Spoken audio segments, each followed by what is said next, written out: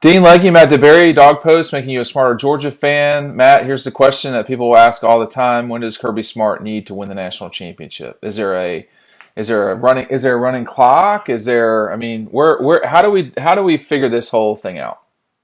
I think there has to be a running clock at this point, especially after this 2020 class. He just brought in another, top ranked class in the country. And from a national perspective, everyone thinks that Kirby's the guy who does the least with the most. And that's not really true at all if you combine, the talent that Michigan and Texas and other schools have brought in. But he's come so close. We saw it a few years ago. He's got a really good team year in and year out. He's come close, and he's doing what he needs to do to change it. He got Scott Cochran from Alabama. Again, when Kirby came to Georgia, he was bringing that Alabama model with him, to pound the football, control the clock, control the game, and play great defense. Well, now he switched it up, and it seems like he switched to a more modern offense, bringing in Todd Monken and switching that up. So he's doing the things he needs to win a national title as it relates to putting the staff together, and obviously what he's done on the recruiting trail. It seems like one of these years could be it. I don't know if it's this year or not. He's got two really good teams. They're going to have to get by in Alabama, Ohio State, and Clemson at some point this year. But with the talent he has, this is year number 5. The clock is definitely ticking. He needs to win this one sooner than later. Again, he's really close, but who knows? It could be in the next few years, Dean. Biggest thing that happens is it's just that time adds up on you. And in year one was not much to remember for Georgia, but year two, you go play, you get within a snap of the national championship, and then the year after that, you come into the season as the number 3 team in the country. The year after that, you come into the season as the number 3 team in the country. So there's been a lot of momentum, generally speaking, for this program. They just haven't won the national championship in the last, since Kirby's been there. The discussion about it being decades since Georgia won it is, that's kind of I don't know the best way to describe that other than saying that, what happened in 1987 doesn't matter right now. Right. For Georgia, this really is a matter of navigating the schedule, which is hard. For Ohio State, Alabama, Georgia, LSU, that's a challenge that Oklahoma, Clemson, they don't really deal with.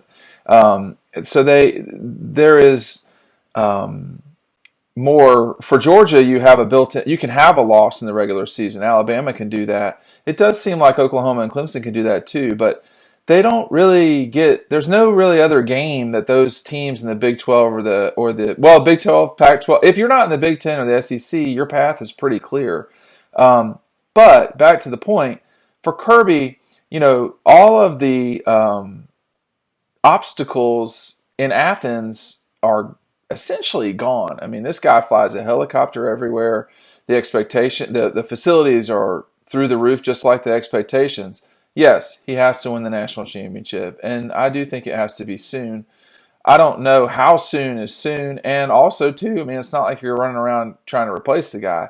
It's just that when you build up a recruiting, power base like is to my left over here on the big board, there's nothing really else left to do, Matt, but to win it all. And if they don't win it all sometime soon, then you will have the questions about if Kirby can win it all. And I don't know the answer to that. I think the answer is yes, because I've seen them come so close. But Mark Richt came really close too. Well, he's grown in a lot of ways as a head coach. He hasn't been perfect. There's a few things that have gone wrong, and I think he's learned from that. Like, he's probably not going to waste a talent like Mecole Hardman as a freshman, again. And I think it's clear Justin Fields is probably a better quarterback than Jake Fromm. So he'll always have that thrown at him, no matter how well Justin Fields does. It'll always be, well, Kirby chose Jake Fromm over him, and he did, and we're past that now. But he knows you have to have an elite quarterback to win a national championship. It's not just on defense anymore.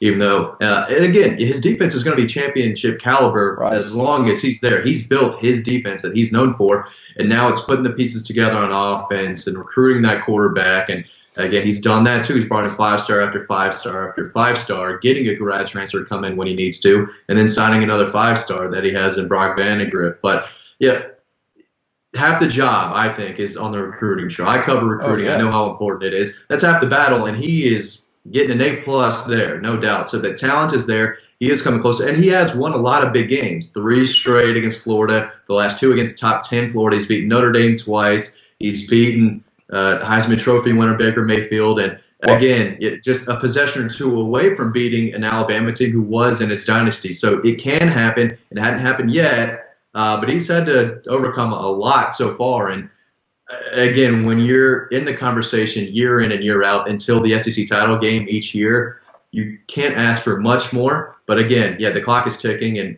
he's going to have to win that one soon, especially the way he's bringing in talent each year. well, and I think he's 7-4 against top 10 teams, and two of those losses have come to Alabama, one of those to LSU. So it's not like these guys are just sort of failing and flopping around, but they got to do it. Now, how do they do it? I think you've described it the exact correct way. They need a quality playmaking quarterback. They need a defense that is stout. They need an offense that can score 35 points or more a game. I think, to Kirby's credit, and I think this is the reason why you're still seeing progress from him as a head coach, progress in a good way. He goes out and he makes a replacement offensive coordinator. They had to do that. I mean, there's just no way around it. And this is one of those things where he's still progressing. This is his fifth year as head coach. I think Dabo didn't win his first national championship until year almost 9, something like that, somewhere in that ballpark. Nick Saban, obviously, multiple years after his start at Toledo. So Urban Meyer at Bowling Green and then Utah. So Kirby's still learning. I think that's the part we all forget. But the pressure is on because he's at Georgia, and you're a power team in the SEC, and you've now consistently become a top 5 program. So how quick will he do it? I don't know. You tell us. Tell us down below, and make sure to listen to this next video right above me here about how Kirby Smart's program came of age at Kentucky in 2016.